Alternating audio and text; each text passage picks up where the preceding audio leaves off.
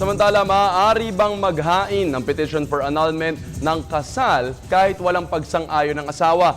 Yan ang sasagutin ni Attorney JJ Atienza sa Bisig ng Batas.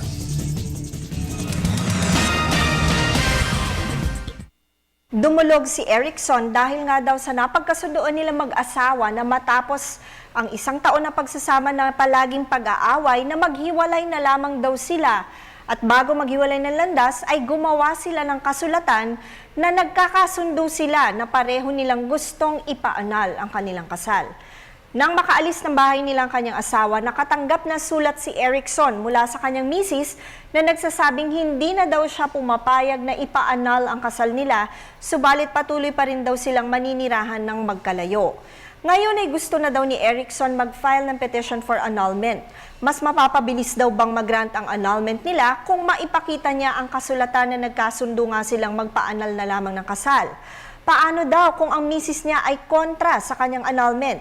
Hindi daw ba siya maaaring mag-file ng petition kung hindi na niya alam kung saan nakatira ang kanyang misis? Erickson, ang kasunduan na kayo ay magpaanal na lamang ng kasal ay hindi maaaring gawing basihan upang mapawalang bisa ito.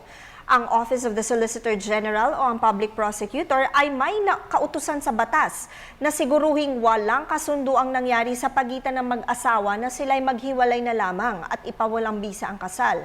Ito ay dahil nga sa napakahalaga sa ating batas ang samahan ng mag-asawa at kabuuan ng pamilya, kung kaya't ang pagpapawalang bisa nito ay sinisiguro na korte lamang ang makapagbibigay sa ilalim ng mga kondisyong dapat na papatunayan.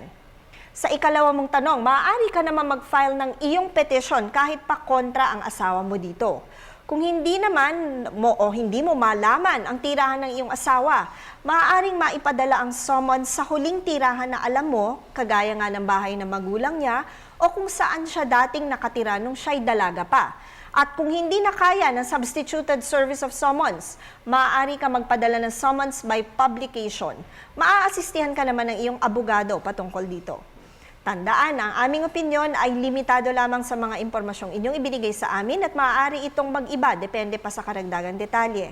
Patuloy po kayong mag-email sa ptv4newscenter@gmail.com. Attorney JJ Jimeno Atienza po ang inyong bisig ng batas.